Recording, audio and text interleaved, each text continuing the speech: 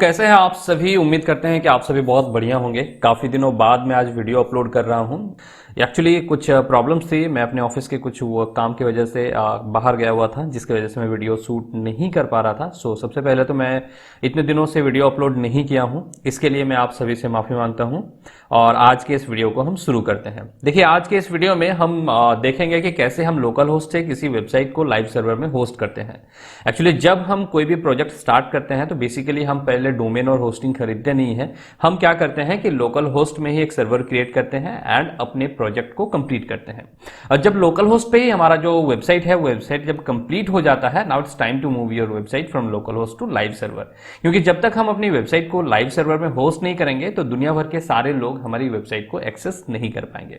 इसीलिए local host से हमें अपनी वेबसाइट को लाइव सर्वर में मूव करना होता है जब हमारा वेबसाइट लोकल होस्ट पे कंप्लीट हो जाता है। यहां पर एग्जांपल के लिए मैंने एक लोकल होस्ट पे वेबसाइट क्रिएट किया हुआ है जिसका नाम है WP हिंदी ट्यूटोरियल। ये एक बहुत ही बेसिक सा वेबसाइट है जिसे मैंने यहां पर क्रिएट किया है। बहुत ज्यादा फंक्शनलिटी है नहीं यहां पर, बस यहां पर कुछ मैंने पोस्ट यानी कुछ आर्टिकल्स को यहां पब्लिश किया है, कुछ पोस्ट लिखा हुआ है एंड यहां पर एक होम पेज डिजाइन किया हुआ है।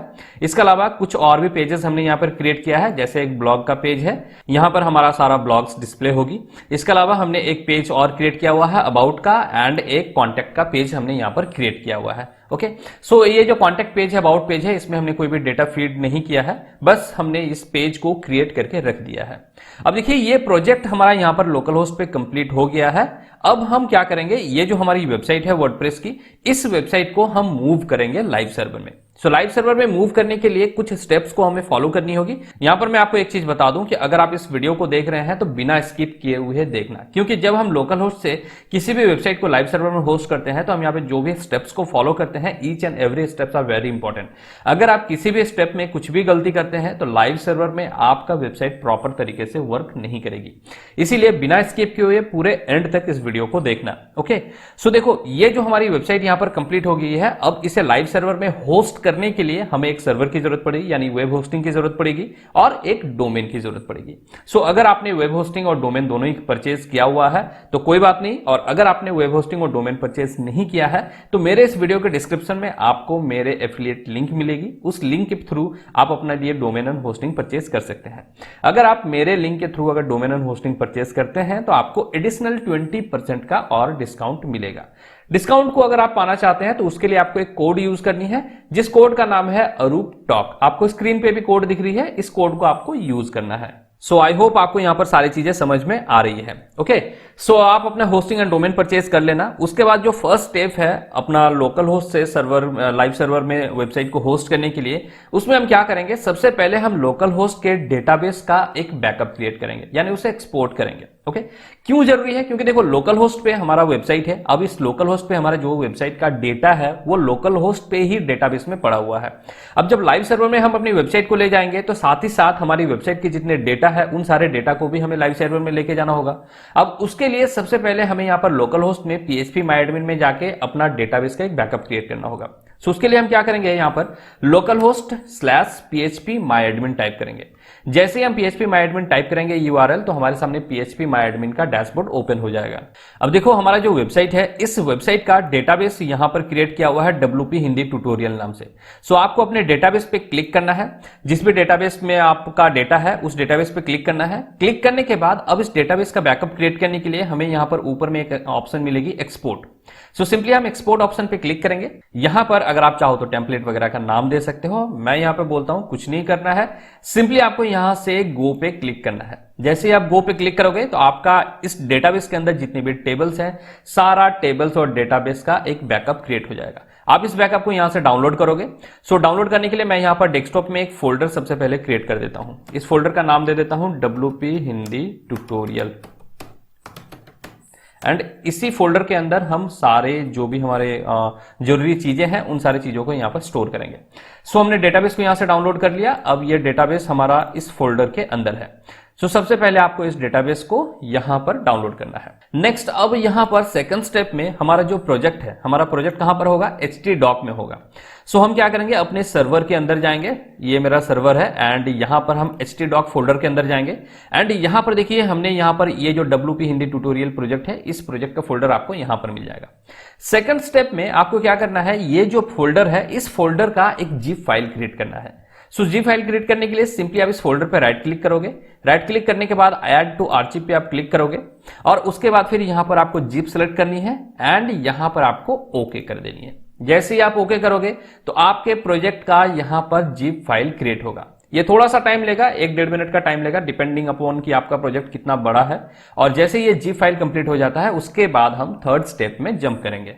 बिफोर दैट मैं यहां पर क्या करता हूं कि अपने होस्टिंग अकाउंट में तब तक लॉग इन कर लेता हूं। ओके, सो आप जब होस्टिंग परचेज कर लोगे, उसके बाद फिर आपको अपने होस्टिंग अकाउंट में भी लॉग इन करना होगा। तो जब तक यहां पर ये जिप फाइल क्रिएट होता है, मैं यहां पर अपने होस्टिंग अकाउंट में लॉग इन कर लेता हूं। सो मेरा होस्टिंग अकाउंट माइलवेब्स में है, सो मैं यहां पर माइलवेब्स के वेबसाइट में जाऊंगा एंड यहां पर अपने होस्टिंग अकाउंट में लॉगिन करूंगा। सो लॉगिन करने के लिए हम यहां पर लॉगिन बटन पे क्लिक करेंगे, एंड उसके बाद यहां पर हमारे सामने लॉगिन का पेज डिस्प्ले होगा। यहां पर हम अपने यूजर आईडी और पासवर्ड देंगे। एक्चुअली मैंने पहले से ही लॉगिन किया हुआ था, इसीलिए यूजर आईडी और पासवर्ड देने का यहां पर कोई भी ऑप्शन नहीं आया, डायरेक्टली मैं यहां पर लॉगिन हो गया। जैसे आप अपने होस्टिंग अकाउंट में लॉगिन कर जाओगे, उसके बाद फिर आपको क्या करना है, नीचे स्क्रॉल करना है। अगर आप माइलवेब के वेबसाइट माइलवेब में ही अगर होस्टिंग अपने परचेज किया हुआ है, तो जैसे जैसे मैं ऑप्शंस को दिखाऊंगा, आपको सेम उसी तरह से यहां पर नेविगेट करना है। लेकिन किसी और जगह से आपने होस्टिंग परचेज किया है, तो आपको प्रोसेस तो सेम फॉलो करनी है। हो सकता है कि ऑप्शंस आपको इधर उधर थोड़ा मिल जाए। ओके, सो माइलवेब में हमें यहां पर क्या करना है, यहां पर मैनेज में जाना है। मैनेज में जाने के बाद हम अपने कंट्रोल पैनल में लॉगिन करेंगे। आप अगर कोई अदर सर्विस प्रोवाइडर से होस्टिंग परचेज किए हैं, तो सिंपली आप अपने कंट्रोल पैनल में लॉगिन करोगे। ओके, सो ये रहा हमारा कंट्रोल पैनल। इतना दूर होने के बाद अब हम थोड़ा सा यहां पे वेट करते हैं, एंड ये जो हम जिप फाइल क्रिएट कर रहे हैं, इसे पूरी तरह से यहां पर क्रिएट होने देते हैं।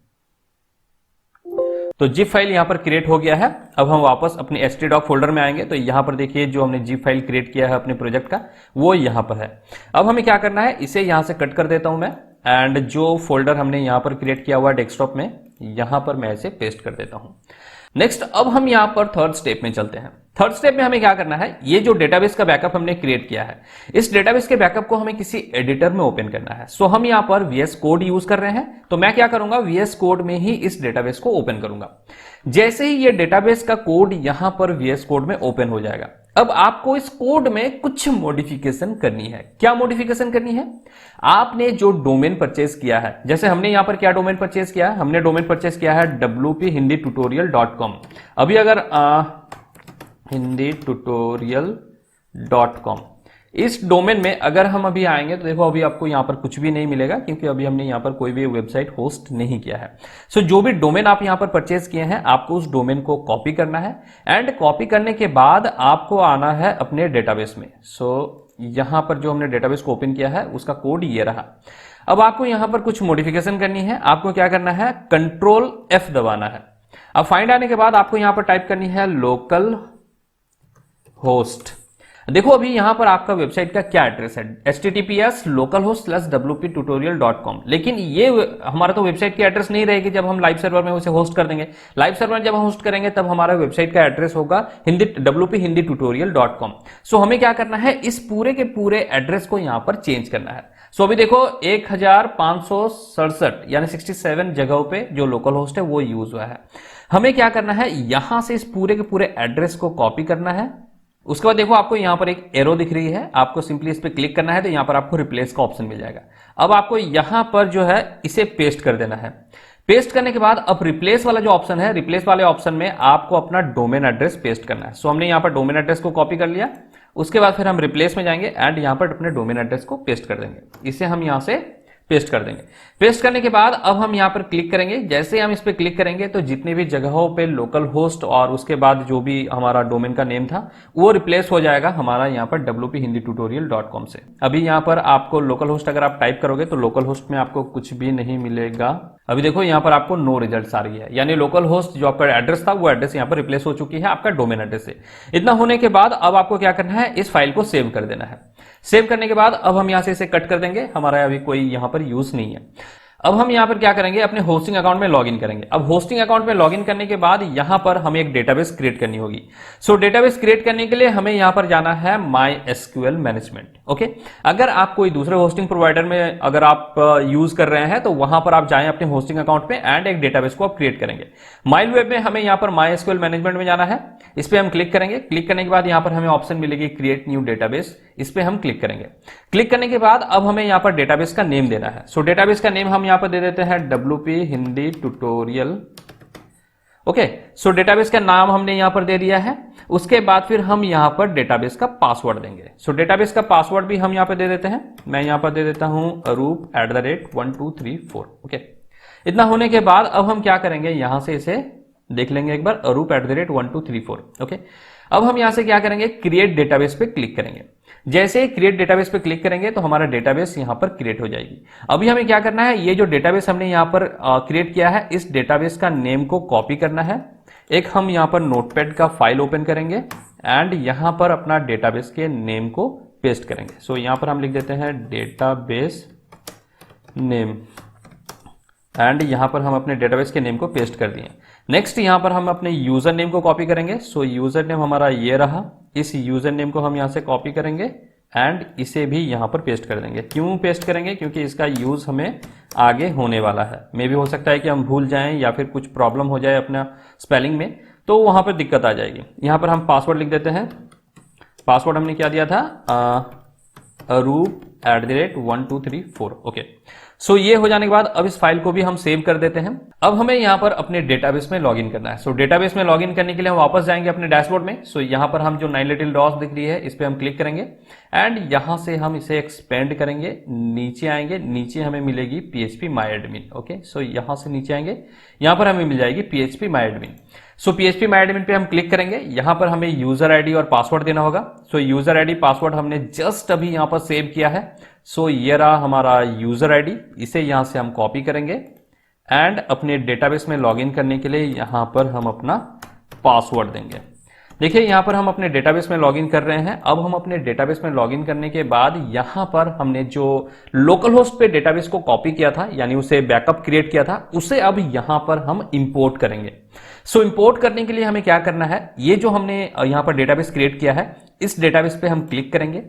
क्लिक करने के बाद अब हमें देखिए यहां पर एक ऑप्शन मिल रही है इंपोर्ट का। इस इंपोर्ट वाले ऑप्शन पे हम क्लिक करेंगे। यहां पर हमें चूज फाइल पे क्लिक करना है। बिफोर इंपोर्टिंग द डेटाबेस आपको यहां पर एक चीज ध्यान देनी है कि डेटाबेस में आपने यहां पर अपने डोमेन एड्रेस से मॉडिफिकेशन कर लिया है। मॉडिफिकेशन करने के बाद ही इसे आप इंपोर्ट करोगे। ओके, सो यहां पर आपको अपने डेटाबेस के फाइल को सिलेक्ट करना है, बैकअप जो क्रिएट किया है। उसके बाद फिर आपको ओपन पे क्लिक करना है, नीचे आना है। नीचे आने के बाद आपको और कुछ ऑप्शन सिलेक्ट नहीं करनी है, सिंपली आपको यहां पर इंपोर्ट बटन मिलेगा, इस पे आपको क्लिक करना है। क्लिक करते ही विद इन सेकेंड आपका जितने भी डेटाबेस में टेबल्स हैं वो सारा टेबल्स यहां पर इंपोर्ट हो जाएगी। अब हम क्या करेंगे, वापस जाएंगे अपने डैशबोर्ड में। सो यहां पर हम जाएंगे अपने माइलवेब के डैशबोर्ड में। यहां पर आने के बाद नेक्स्ट देखिए हमारा डेटाबेस तो यहां पर अपलोड हो गया, डेटाबेस का सारा डेटा भी अपलोड हो गया। अब हमारा वेबसाइट को अपलोड करना है यहां पर। सो वेबसाइट अपलोड करने के लिए हम क्या करेंगे, नीचे आएंगे। नीचे हमें यहां पर एक ऑप्शन मिलेगी फाइल मैनेजर। इस फाइल मैनेजर पे हम क्लिक करेंगे। उसके बाद हमें यहां पर एक फोल्डर मिलेगी पब्लिक HTML, इस फोल्डर पे हम क्लिक करेंगे। क्लिक करने के बाद देखिए अब इस फोल्डर के अंदर हमने जो यहां पर एक जिप फाइल क्रिएट किया है, इस जिप फाइल को अपलोड करना है। सो अपलोड करने के लिए आप सिंपली इसे ड्रैग एंड ड्रॉप भी कर सकते हो, या फिर आप यहां पर राइट क्लिक करोगे तो आपको अपलोड का ऑप्शन मिल जाएगा, या फिर आप इस प्लस आइकन पे क्लिक करके भी इस फाइल को अपलोड कर सकते हो। सो जो भी आपको कन्वीनियंट लगे आप अपने अकॉर्डिंग यहां पर फाइल को अपलोड करना। सो यहां पर हम क्या करेंगे, ड्रैग एंड ड्रॉप भी कर सकते हैं। सो हम यहां से इस फाइल को ड्रॉप कर देते हैं। जैसे ही हम ड्रॉप करेंगे अब ये थोड़ा सा टाइम लेगा, यहां पर अपलोड बटन पे हमें क्लिक करना है, थोड़ा सा ये टाइम लेगा और उसके बाद ये जो जिप फाइल आपने क्रिएट किया है वो जिप फाइल आपके लाइव सर्वर में अपलोड हो जाएगा। सो यहां पर हम थोड़ा देर वेट कर लेते हैं। सो फाइल देखिए यहां पर सक्सेसफुली अपलोड हो चुका है। जैसे ही फाइल सक्सेसफुली अपलोड हो जाएगा अब आप यहां पर डन पे क्लिक करोगे, यहां से इसे क्रॉस कर दोगे। अब इस जिप फाइल को हमें एक्सट्रैक्ट करना है। सो एक्सट्रैक्ट करने के लिए हम सिंपली इस पे राइट क्लिक करेंगे। उसके बाद हमें यहां पर ऑप्शन मिल जाएगी एक्सट्रैक्ट का, इस पे हम क्लिक करेंगे तो हमारे सामने ये विंडो डिस्प्ले हो जाएगा। अभी यहां पर आपको जो पब्लिक HTML फोल्डर दिख रहा है, इस पब्लिक HTML फोल्डर के अंदर ही आपको एक्सट्रैक्ट करना है। अगर इसके बाद आपको कोई अलग से अगर कोई फोल्डर दिखे सो उस फोल्डर को आपको यहां से सिंपली इरेज कर देना है। यानी अगर मान के चलो कि आपको कुछ इस तरह का दिखता है, इस तरह का अगर आपको कुछ फोल्डर दिखता है, ओके, सो पब्लिक HTML के बाद भी यहाँ पर अगर कुछ फोल्डर दिखता है तो आपको सिंपली इसे यहाँ से डिलीट कर देना है। डिलीट करने के बाद ये जो पब्लिक HTML फोल्डर है इसे यहाँ पर रहने देना है एंड यहाँ पर आप एक्सट्रैक्ट करोगे, क्लिक करोगे। जैसे आप क्लिक करोगे तो अब आपका जो फाइल है वो फाइल इसी फोल्डर के अंदर एक्सट्रैक्ट हो जाएगी। सो ये रहा हमारा फाइल, ये यहाँ पर एक्सट्रैक्ट हो चुका है। अब देखिए जो हमारी वेबसाइट की कंटेंट है वो सारा वेबसाइट की कंटेंट इस फोल्डर के अंदर है।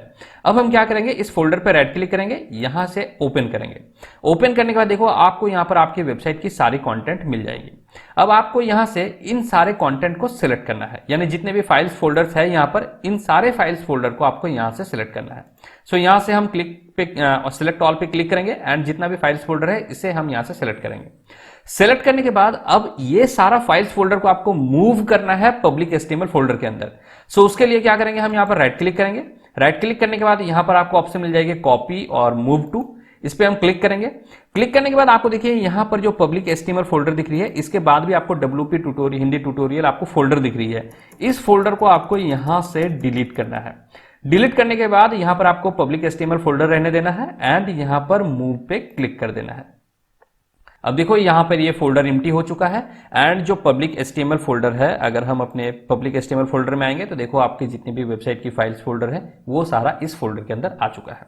अब आप यहां पर एक काम कर सकते हो, ये जो फोल्डर है इस फोल्डर को आप डिलीट भी कर सकते हो। सो हम यहां से राइट क्लिक करेंगे एंड यहां से इसे रिमूव कर देंगे क्योंकि अब इसका कोई जरूरत है नहीं।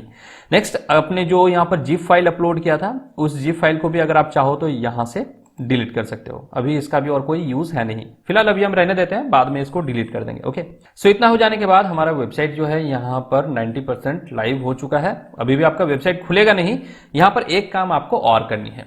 अब देखो यहाँ पर आपको जैसे ही आप अपने WP हिंदी ट्यूटोरियल डोमेन को एड्रेस टाइप करोगे तो यहाँ पर आपको एक एरर आएगी, error establishing a database connection. मतलब आपका जो डेटाबेस नीचे था, यानी आपका लोकल होस्ट में था, लोकल होस्ट में डेटाबेस के साथ आपके वेबसाइट का कनेक्शन था, लेकिन जब हम इसे लाइव सर्वर में होस्ट किए तो यहां पर डेटाबेस का कनेक्शन अभी हमने ठीक से नहीं किया क्योंकि लोकल होस्ट में आपके डेटाबेस का यूजर नेम कुछ और था, पासवर्ड कुछ और था। ओके, लेकिन यहां पर आपका यूजर नेम पासवर्ड दोनों चेंज हो चुका है। अब इन दोनों चीजों को जो है, यूजर नेम और पासवर्ड आपके डेटाबेस का, उसे आपके जो आपके प्रोजेक्ट है यानी आपका वेबसाइट है उसमें कनेक्ट करना होगा। इसे तो कनेक्ट करने के लिए नीचे आना है। यहां पर देखिए हमें एक फाइल मिलेगी, यहां पर एक फाइल मिलेगी wp-config.php। इस फाइल को आपको एडिट करना है। सो एडिट करने के लिए आप इस फाइल पे राइट क्लिक करोगे एंड उसके बाद आप एडिट पे क्लिक करोगे। एडिट पे क्लिक करने के बाद ये फाइल आपके सामने ओपन हो जाएगी। अभी क्या करना है, यहां पर देखो, यहां पर आपको मिलेगी define WP name, DB name में यहां पर आपका WP हिंदी ट्यूटोरियल है। अभी हमने यहां पर जो एक फोल्डर की नोटपैड फाइल क्रिएट किया था, यहां पर देखो हमने अपने डेटाबेस का नेम भी यहां पर दिया हुआ है। सो हम क्या करेंगे, इस डेटाबेस के नेम को यहां से कॉपी करेंगे एंड यहां पर जो हमारा DB नेम है इस DB नेम को रिप्लेस कर देंगे इससे। उसके बाद जो ये DB यूजर है, DB यूजर यहां पर रूट है, अब इसे भी हम रिप्लेस कर देंगे। हमने जो यहां पर अपना यूजर आईडी क्रिएट किया है जब डेटाबेस हम क्रिएट कर रहे थे, सो इसे हमने यहां पर रिप्लेस कर दिया। नेक्स्ट यहां पर जो पासवर्ड आपको मिलेगी, पासवर्ड यहां पर बाय डिफॉल्ट ब्लैंक है क्योंकि लोकल होस्ट पे रूट पासवर्ड जो बाय डिफॉल्ट होता है वो ब्लैंक होता है। अभी हमने अपने डेटाबेस का पासवर्ड यहां पर arup@1234 क्रिएट किया था। सो इस पासवर्ड से यहां पर इसे रिप्लेस कर देंगे। इतना होने के बाद अब इस फाइल को हम सेव करेंगे। सो उसके लिए हम सेव फाइल पे क्लिक करेंगे, हमारा फाइल यहां पर सेव होगी। wp-config.php फाइल को आपको एडिट करना है। अब देखो अगर आप अपने डोमेन एड्रेस को फिर से टाइप करोगे तो यहां पर आपका वेबसाइट डिस्प्ले हो जाएगा। So this is our website WP Hindi tutorial. अब ये वेबसाइट लाइव हो चुका है, लेकिन यहां पर एक प्रॉब्लम अभी भी है। क्या प्रॉब्लम है, मैं जस्ट आपको दिखाता हूं।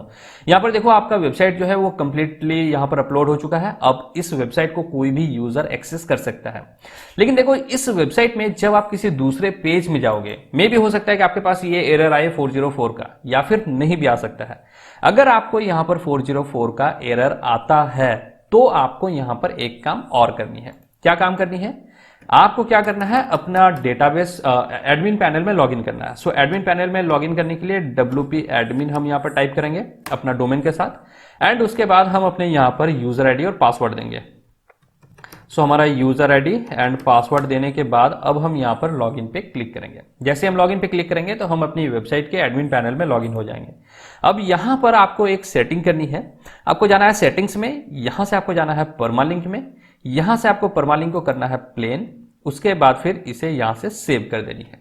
सेव करने के बाद अब वापस जाओगे आप अपने वेबसाइट में। सो यहाँ पर हमारा वेबसाइट है wphinditutorial.com। इस वेबसाइट में आने के बाद अब हम यहाँ से वापस किसी भी अगर ब्लॉग पेज में टाइप करेंगे तो देखिए अभी ब्लॉग पेज भी ओपन होगा, अबाउट पेज भी ओपन होगा, कॉन्टैक्ट पेज भी ओपन होगा। नेक्स्ट जैसे ही ओपन हो रहा है अब हम वापस जाएंगे अपने डैशबोर्ड में। यहां से हम जाएंगे, अब हम इसे कर देंगे यहां से पोस्ट नेम एंड उसके बाद नीचे सेव चेंजेस पे क्लिक करके इसे सेव कर देंगे। अब देखो अगेन हम यहां से अपने होम पेज में आएंगे एंड अभी अगर हम अपने ब्लॉग पेज को ओपन करेंगे तो देखिए ब्लॉग पेज हमारा ओपन होगा, अबाउट पेज भी ओपन होगा, कॉन्टैक्ट पेज भी ओपन होगा। सो अगर आपको 404 का एरर आता है तो सिंपली आपको अपने डैशबोर्ड में लॉगिन करके परमालिंक में जाना है, एक बार इसे प्लेन करना है, सेव कर देना है एंड उसके बाद फिर एक बार आप इसे नेविगेट कर लोगे, उसके बाद फिर वापस आप इसे पोस्ट नेम से चेंज कर दोगे। सो इतना करने के बाद अब आपका वेबसाइट कंप्लीटली यहां पर लाइव हो चुका है एंड इस वेबसाइट को अब दुनिया भर के कोई भी यूजर किसी भी लोकेशन से इसे एक्सेस कर सकता है। सो इस तरह से दोस्तों आप अपने लोकल होस्ट से वेबसाइट को लाइव सर्वर में मूव कर सकते हो। सो आई होप आपको इस वीडियो में सारे स्टेप्स अच्छे से क्लियर हो गए एंड ये वीडियो आप लोगों के लिए हेल्पफुल रही। तो आज के वीडियो में दोस्तों फिलहाल इतना ही। इस वीडियो को देखने के लिए बहुत बहुत धन्यवाद। आपको वीडियो कैसा लगा वीडियो के नीचे कमेंट करके मुझे जरूर बताएं। अगर वीडियो आपको पसंद आई तो इसे लाइक करें, शेयर करें। चैनल को दोस्तों अभी तक अगर सब्सक्राइब नहीं किया है तो हमारे चैनल को सब्सक्राइब करके हमें सपोर्ट करें। तो मिलते हैं दोस्तों आपसे अगले वीडियो में, तब तक bye bye and take care.